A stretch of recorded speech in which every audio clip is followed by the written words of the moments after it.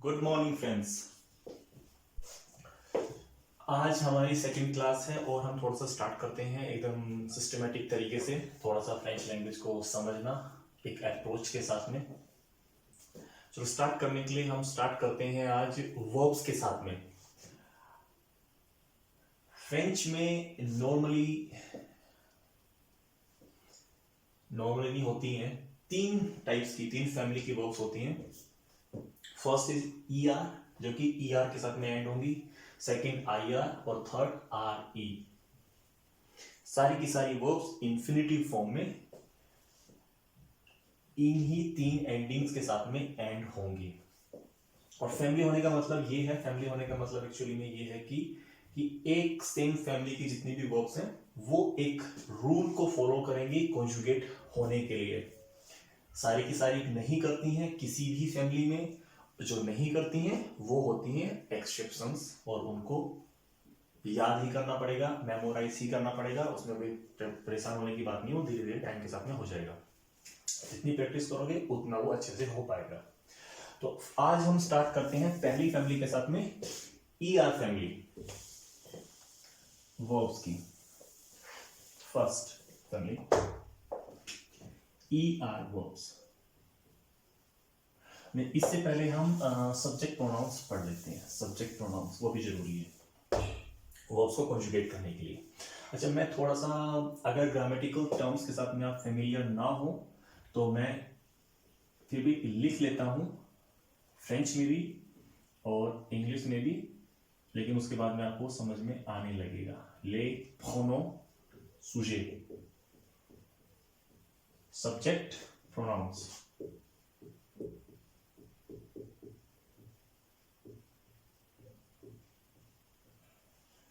वो क्या होते हैं? I, you, he, she, they. These are called subject। ये होते हैं सब्जेक्ट प्रोनाउंस। मैं, तू, तुम, आप, वे, हम, सब्जेक्ट प्रोनाउंस। फ्रेंच में इसको बोलते हैं ले प्रोनोम सुजे। अच्छा, फ्रेंच में होता है je, यू कैन मेरे बाद में रिपीट कर सकते हो। je, tu, il, elle, nous, vous, इसको मैं किसी की जरूरत नहीं है। nous, vous, il, elle। Je means I, je, tu means you। अच्छा, इस you की दो कंडीशंस में ये यूज होगा। फर्स्ट, सिंगुलर, जब आप एक ही इंसान से बात कर रहे हो तो यूज होगा, और दूसरा इनफॉर्मल। सो बेसिकली इस यू का मतलब हुआ तुम, वो हम लास्ट टाइम भी पढ़ चुके हैं। केवल एक पर्सन के लिए यूज होगा और इनफॉर्मल कंडीशन में। इल मीन्स ही, एल मीन्स शी, नो इज वी। अच्छा, वो के तीन केसेस हैं तो मैं अलग से बता दूंगा। वो ऑल्सो मीन्स यू। इल, दोनों की प्रोनाउंसिएशन सेम है, इल इल, क्योंकि बाद में कॉन्सोनेंट है तो प्रोनाउंस नहीं होगा।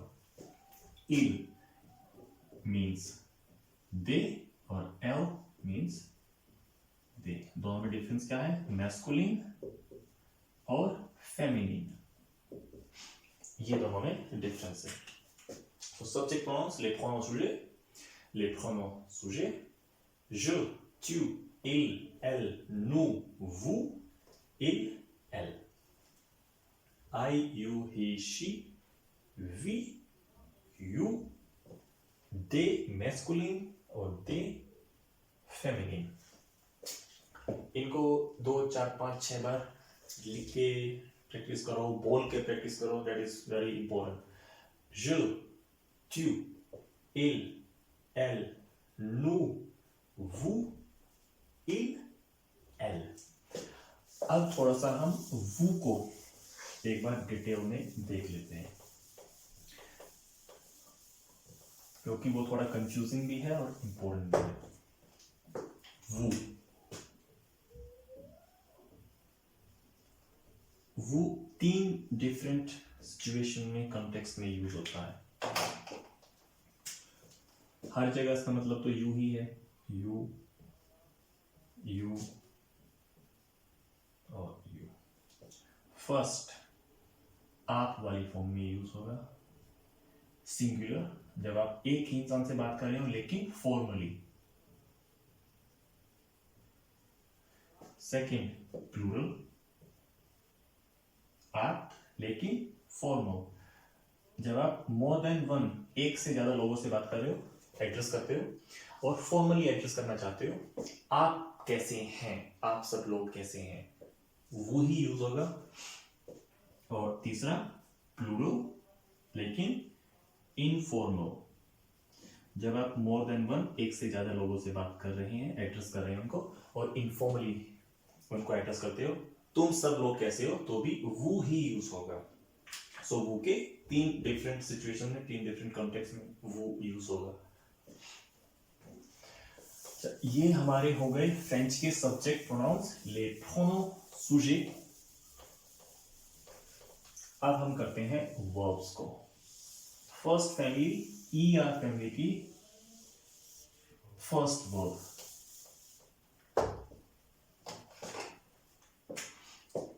जो कि एक्सेप्शन नहीं है, अपनी फैमिली के रूल्स को फॉलो करती है to conjugate. First verb that is parler. It means to speak. Parler, it means to speak. अच्छा, अब हम इसको कॉन्जुगेट करेंगे सब्जेक्ट प्रोनाउन के साथ में। je, tu,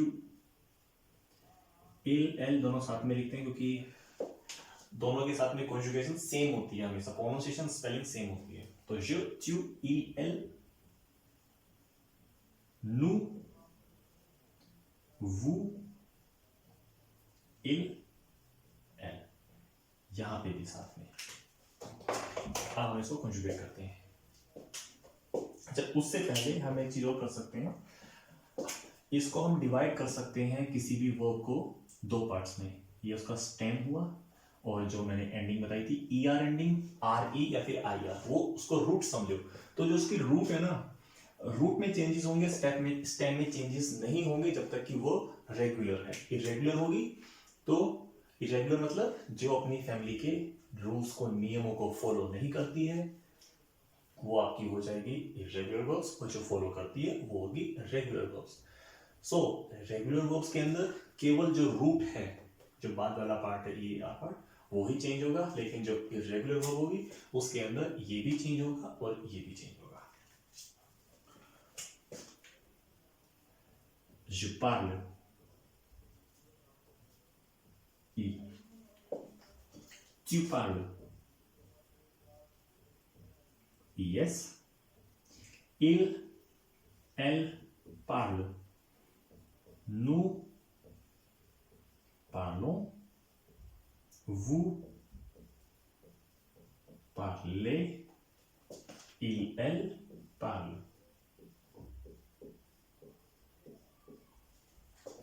सो बेसिकली कैसे चेंज हुआ? जो के साथ में ई ऐड हुआ, क्यू के साथ में ई एस, इल एल के साथ में ई, नू के साथ में ओ एन एस, वू के साथ में ई जेड, इल एल प्लूरल वाला के साथ जिसमें ई एस होता है उसके साथ में ऐड हुआ ई एन टी। सो एक बेसिक रूल हम लिख सकते हैं कि ई आर एंडिंग वर्ब्स किस तरह से कॉन्जुगेट होंगी, इस तरह से E, E S, ONS, EZ, ENT। तो बेसिकली ये इनकी एंडिंग्स हैं। सो ER एंडिंग जो वर्ब्स हैं वो अगर सब्जेक्ट प्रोनाउंस इस ऑर्डर में है तो वो ये वाला ऑर्डर फॉलो करेंगी। एंडिंग्स, रूट इस तरीके से चेंज होगा, मॉडिफाई होगा, E, E S, E, O N S, E Z, E N T, जिसमें कि 2 की स्पेलिंग सेम होगी। ये स्पेलिंग सेम है। je parle, tu parles, il, elle parle, nous parlons, vous parlez, il, elle parle। लेकिन spelling 2 की same है, pronunciation 4 की सेम है। ये वाला, ये वाला, ये और ये, इन चारों की प्रोनाउंसिएशन सेम है, सेम है। एक बार और हम उसको रिपीट करते हैं। je parle, tu parles, il parle, elle parle, nous parlons, ONS, O की तरह प्रोनाउंस होगा। ये लास्ट वाला कॉन्सोनेंट कभी भी प्रोनाउंस नहीं होता, सो ओ पार्लो, पार्लोंस नहीं होगा, पार्लो, nous parlons, vous parlez, il parle, elle parle। अच्छा, एक चीज और, एक प्रोनाउंसिएशन का रूल, ई जेड और ई आर अगर किसी वर्ड के एंड में है, जैसे कि यहां है और जैसे कि यहां है, तो दोनों की प्रोनाउंसिएशन सेम होगी। पार्ले, पार्ले एक ही तरह प्रोनाउंस होंगे, जैसे कि इंग्लिश में जो ए होता है ए, और हिंदी वाला ए की तरह प्रोनाउंस होंगे always. Parle, Parle, je parle, tu parles, il, elle parle, nous parlons, vous parlez, il, elle parle। So basically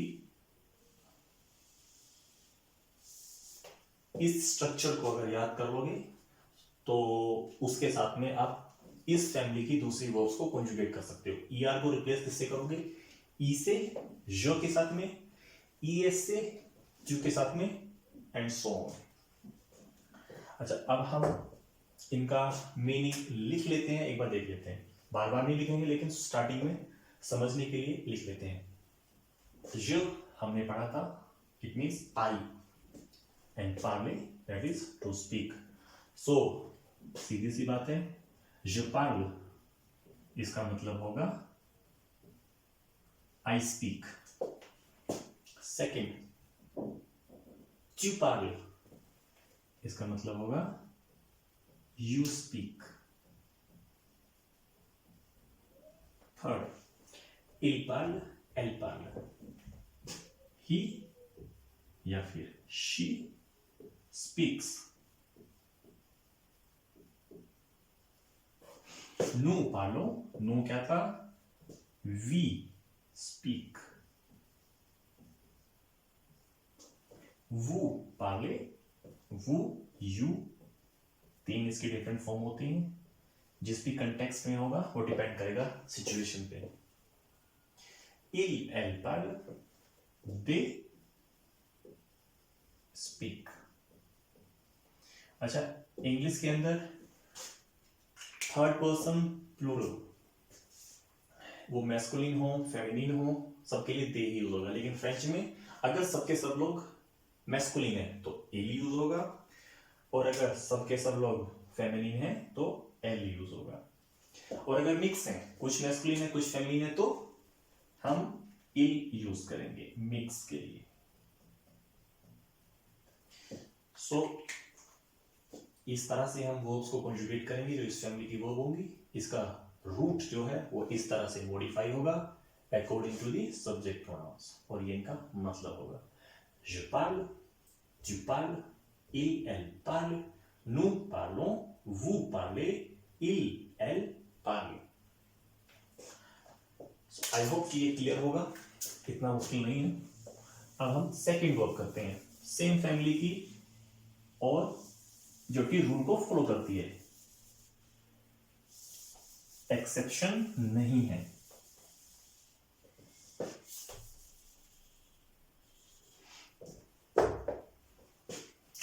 जो वर्ब्स रूल को फॉलो करती हैं उनको बोलते हैं रेगुलरली।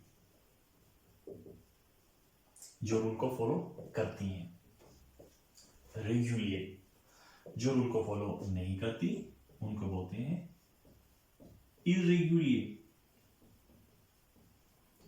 सो अगर मैं इस तरह से वर्ब्स को एड्रेस करूं कि ये जो वर्ब है वो रेगुलरली है या फिर इररेगुलरली है, इसका मतलब यह है कि वो अपनी फैमिली के कॉन्जुगेशन के रूल्स को, कॉन्जुगेट करने के रूल्स को फॉलो करती है या नहीं करती है। इसका सिंपल सा यही मतलब होगा। verb it means verb, regularly irregularly rule को फॉलो करती है नहीं करती है। नहीं करने का मतलब क्या है? एक्सेप्शन।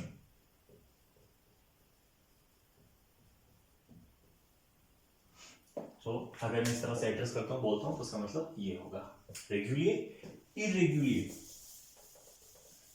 सेकंड वर्ब हम करते हैं जो कि फॉर्चुनेटली रेगुलर वर्ब है, regularly.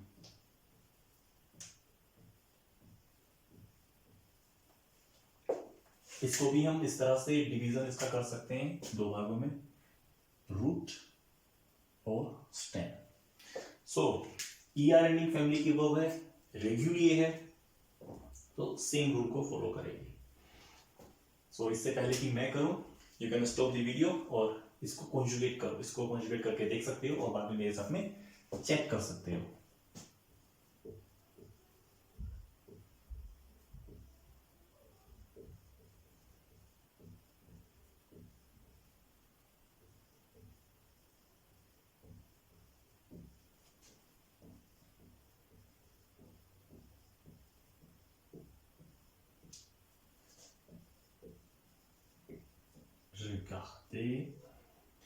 Regarde.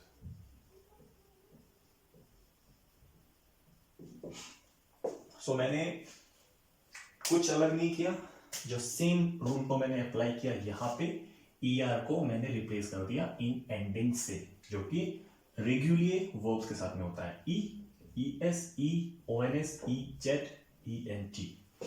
And regarder means to watch. It means to watch a movie, to watch TV, television. इसके प्रोनाउंस करते हैं, je regarde, tu regardes, il, elle regarde, nous regardons, like parlons, regardons, vous regardez, EZ, ER, regardez, ए के साथ में end होगा, sound. vous regardez, il regarde, elle regarde। Same rule, इन दोनों की स्पेलिंग सेम इधर, और इन चारों का pronunciation same. regarde, regarde, regarde, regarde। je regarde, tu regardes, il, elle regarde, nous regardons, vous regardez, il regarde, elle regarde। और मेरे हिसाब से इस बार आपको इसका मतलब बताने की जरूरत नहीं है, यू कैन गेस, आप गेस कर सकते हो। I watch, you watch, he और she watches, we watch, you watch, they watch. तो ये हुई हमारी सेकेंड वर्ब, सेम फैमिली की, रेगुलरली, जो कि अपनी फैमिली के रूल्स को फॉलो करती है। सो आई होप कि कोई डाउट नहीं होगा, प्रोनाउंसिएशन में भी नहीं होगा। regarder, regarde, regarde, regarde, regardons, regarder and regarde। Okay, note कर लिया होगा। अब हम करते हैं तीसरी verb, third verb, same family की और and regularly.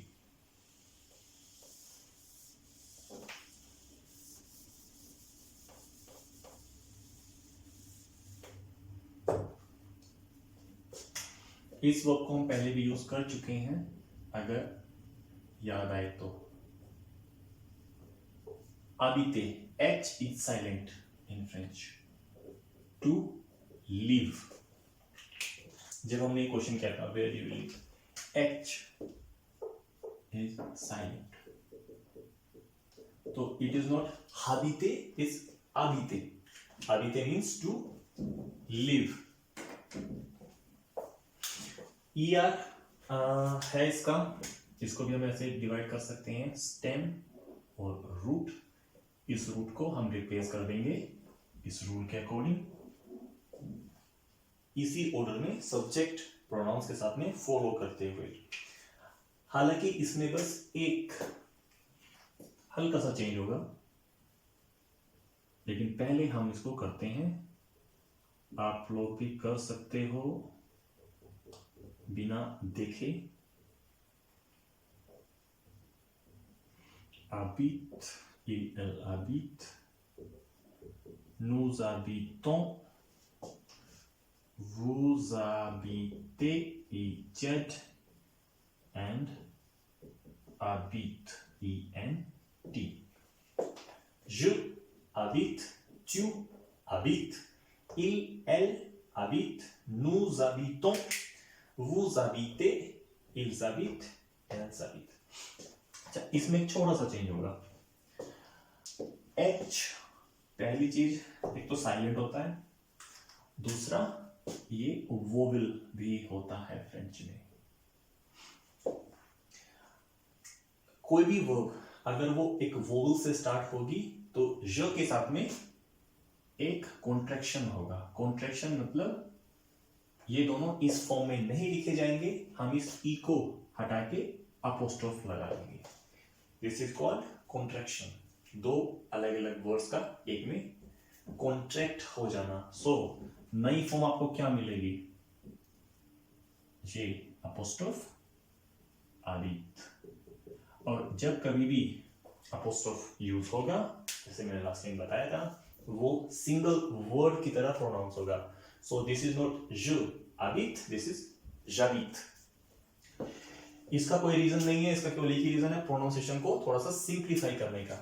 So habiter to live, j'habite, tu habites, ये भी वोवल है, ये भी वोवल है, लेकिन यहां नहीं होगा, केवल je के केस में होगा।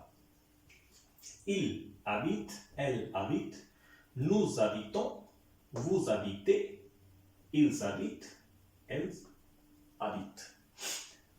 Meaning, I live, you live, he lives, she lives, we live, you live, they live.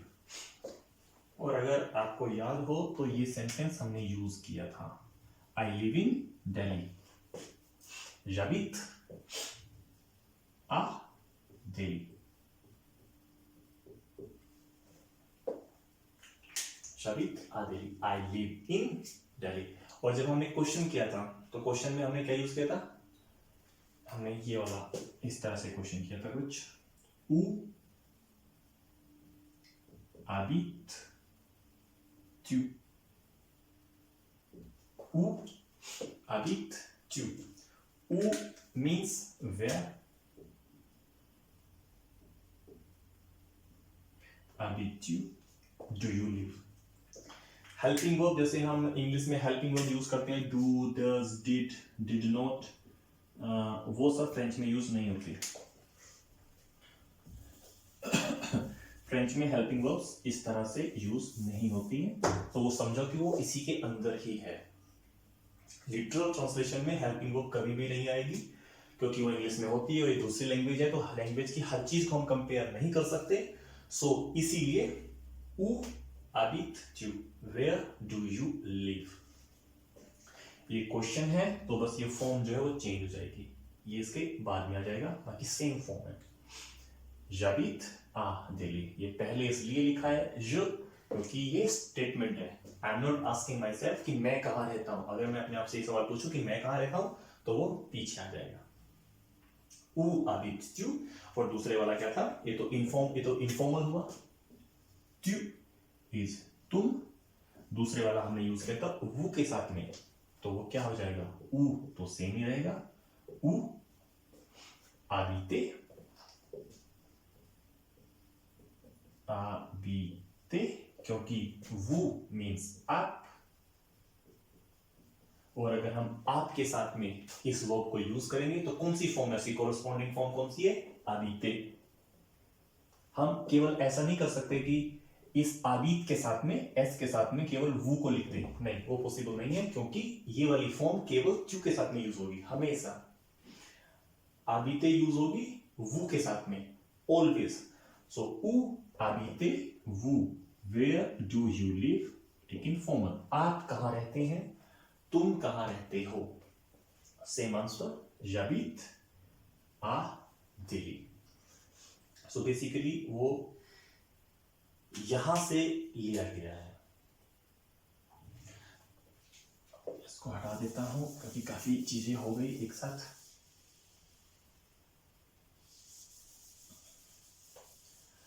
So I hope कि आपको ये थोड़ा समझ में आ गया होगा कि वर्ब्स को कैसे कॉन्जुगेट करते हैं। फ्रेंच के जो सब्जेक्ट प्रोनाउंस हैं, je, tu, il, elle, nous, vous, il, elle। Verb को हम er एंडिंग वर्ब को, जो कि इस फैमिली की वर्ब है, इस तरह से कॉन्जुगेट करेंगे। और ये वर्ब कौन सी है, जो कि रूल को फॉलो करती है, रेग्युलिए, रेग्युलिए, जो कि रूल्स को फॉलो करती हैं। वो वाली वर्ब्स होंगी रेग्युलिए, जो रूल्स को फॉलो नहीं करेंगी। वो वाली वर्ब्स होंगी इरेग्युलिए। तो आज के लिए वर्ब्स के साथ हम यहीं पे रुकेंगे। थोड़ा सा रिवाइज कर लेते हैं जो भी हमने अभी तक किया है। सबसे पहले तो हमने क्या किया, जो 3 फैमिली की वर्ब्स हैं फ्रेंच में, उसमें से हमने er वाली वर्ब्स करी। पार्ले, habiter, पार्ले, habiter और regarder। वर्ब्स को हम 2 हिस्सों में डिवाइड कर सकते हैं, stem and root. er family की जो वर्ब्स हैं उसको हम, उसमें हम er को कैसे रिप्लेस करते हैं, e, es, e, ons, ez, ent। Subject pronouns के इसी सीक्वेंस में je, tu, il, elle, nous, vous, il, elle। So as a homework या फिर प्रैक्टिस करने के लिए इन तीनों वर्ब्स को आप बिना देखे डिफरेंट तरीके से, मतलब इस फॉर्म को थोड़ा चेंज कर सकते हो। केवल इसके साथ कर लिया, जैसे कि फॉर एग्जांपल अगर मैं पूछूं कि इसको हम वू के साथ में कैसे कॉन्जुगेट करेंगे, इसको हम एल के साथ में कैसे कॉन्जुगेट करेंगे, और इसको हम नू के साथ में कैसे कॉन्जुगेट करेंगे। सो नू को कैसे करेंगे, ये वाली फॉर्म होगी ONS फॉर्म। सो ER को हम रिप्लेस करेंगे ONS से, तो ये हो जाएगा पार्लों। एल फॉर्म, प्लूरल वाली फॉर्म एस के साथ में, लास्ट वाली, सो इसके साथ में रिप्लेस करेंगे। ER को रिप्लेस करेंगे ENT से, आबित। ये आबितेंट नहीं है, दिस इज आबित। और वू में EZ से रिप्लेस करेंगे ER को, दैट इज regarder, EZ। तो ये सिंपल सा है, इसको रिवाइज करो, याद करो, मेमोराइज करो, प्रैक्टिस करो। उसके बाद में जो फर्स्ट क्लास में, जो लास्ट टाइम हमने थोड़ा सा किया था, कुछ सवाल, कुछ क्वेश्चंस हमने और उनके जवाब हमने सीखे थे। जैसे कि comment tu t'appelles, ये चीजें लिखनी और समझनी आनी चाहिए।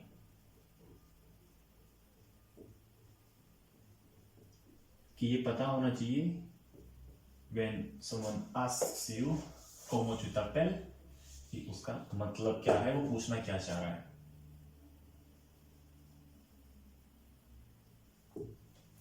comment tu t'appelles, वर्सियोने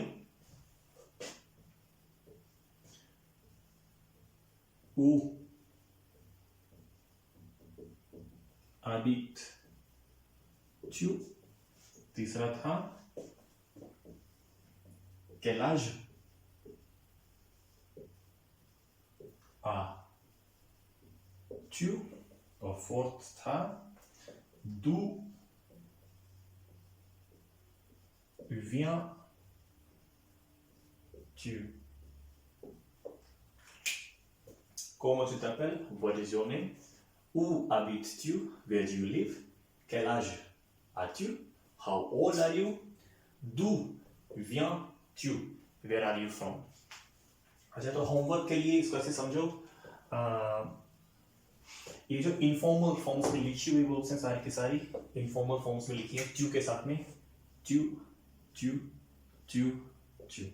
अब इन वर्ब्स को हमने कॉन्जुगेट तो नहीं किया है, जैसे कि यहाँ पे ये वर्ब हमने अभी तक 3 वर्ब कॉन्जुगेट किए हैं, पार्ले, आदिते, आदिते हम कर चुके हैं जो कि यहाँ पे है।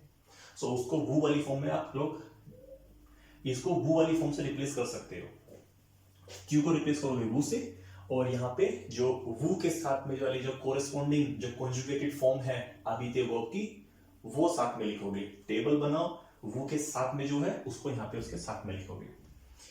ये वाली और ये वाली वर्ब्स अभी तक हमने नहीं करी है, तो पूरे की पूरी टेबल बनाने की जरूरत नहीं है। मेरी जो पहली वीडियो है उसके अंदर मैंने इन चारों केसेस में इन क्वेश्चंस की फॉर्मल फॉर्म भी कराई है, लिखाई है, वहां से देख सकते हो अगर नहीं देखा है तो, और अगर देखा है तो रिमेंबर कर, मतलब थोड़ा याद करने की कोशिश करो। नहीं याद आता है तो जो भी आपके नोट्स हैं या फिर लास्ट वीडियो में जाके देख सकते हो। तो होमवर्क के लिए जो आप कर सकते हो, इन चारों क्वेश्चंस को एक तो फॉर्मल फॉर्म में ट्रांसफॉर्म करो और इनका आंसर्स भी लिखने की कोशिश करो। मैं अभी ओरली थोड़ी प्रैक्टिस करा देता हूं, लेकिन लिखने के लिए स्पेलिंग ताकि मिस्टेक्स ना हो, सो जो नोट्स हैं उनको कंसल्ट करना ही पड़ेगा। Comment tu t'appelles? Je m'appelle Deepak. Je m'appelle Deepak. Et toi? Et toi जो कि था and you। अगर कन्वर्सेशन इनफॉर्मल हो रही है तो et toi, और अगर कन्वर्सेशन फॉर्मल है तो et vous, आप, जिसका मतलब हुआ आप, और यहाँ पे मतलब हुआ तुम। अगर ये क्वेश्चन वू में होता, वू में, तो आप ए वू ही यूज करोगे, अगर ट्यू में है तो ए toi यूज करोगे। Comment tu t'appelles? Je m'appelle Deepak. Et toi? Où habites-tu? J'habite à Toulouse. Et toi? Quel âge as-tu? J'ai 27 ans. Et toi? D'où viens-tu? Je viens d'Inde. Et toi? D'où venez-vous? Je viens d'Inde. Et vous? So basically इन 4 questions को answer देना और इनको formal form में translate करना, एक तो ये चीज कर सकते हो। और दूसरा ग्रीटिंग्स तो हम कर चुके हैं, लेकिन उसमें एक चीज और मैं ऐड कराने की सोच रहा था।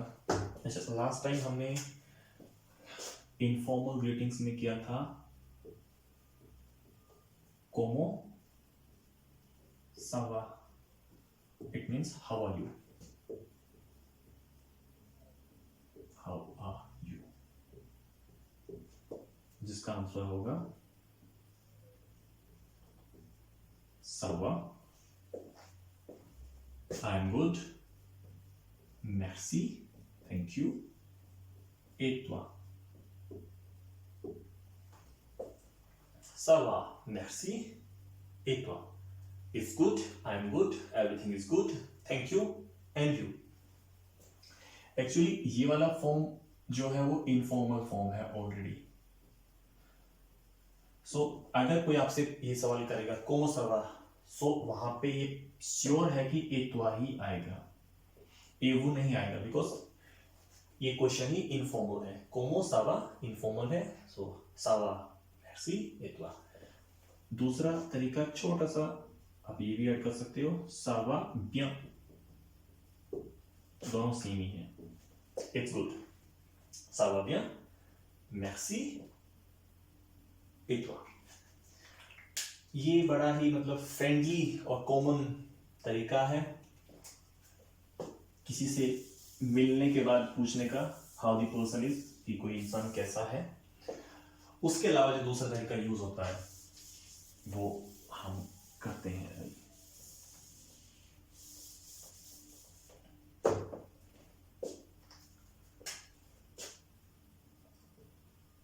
Como vas-tu? How are you?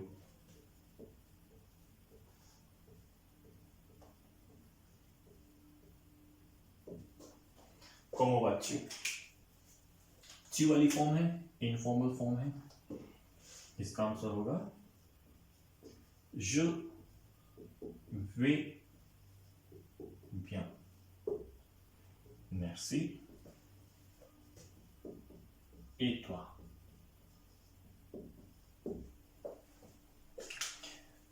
Je vais bien, merci, et toi? I am good, thank you, and you? Pronunciation में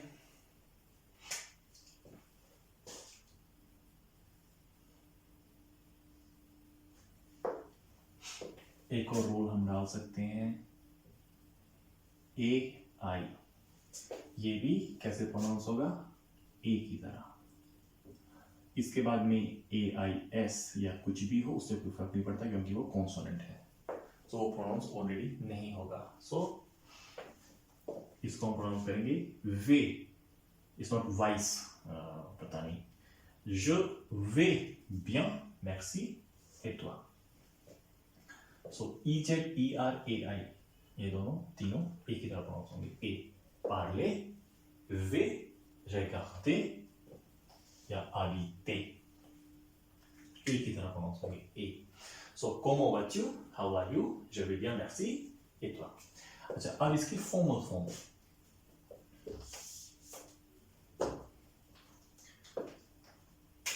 comment allez-vous,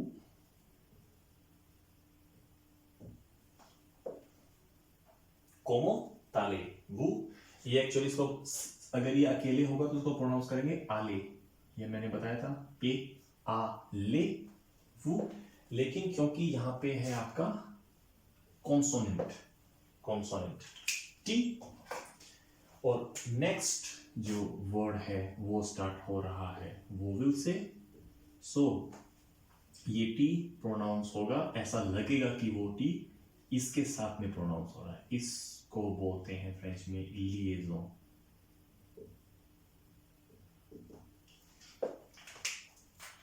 Comment allez-vous, how are you, same answer, je vais bien, merci। यहाँ पे change होगा, instead of, बजाय कि हम लिखे toi हम क्या लिखेंगे, vous। Comment allez-vous, how are you, je vais bien, merci। सो आज के लिए हम यहीं पे खत्म करेंगे। आई होप कि जो मैंने बताया वो क्लियर होगा, और अगर कुछ चीजें समझ में नहीं आती हैं तो आप मुझे कमेंट में लिख के पूछ सकते हो। सो फॉर टुडे हम यहीं पे स्टॉप करते हैं। जो चीजें हमने करी हैं उनको रिवाइज करो, प्रैक्टिस करो। सो bonne journée, have a good day, have a good day।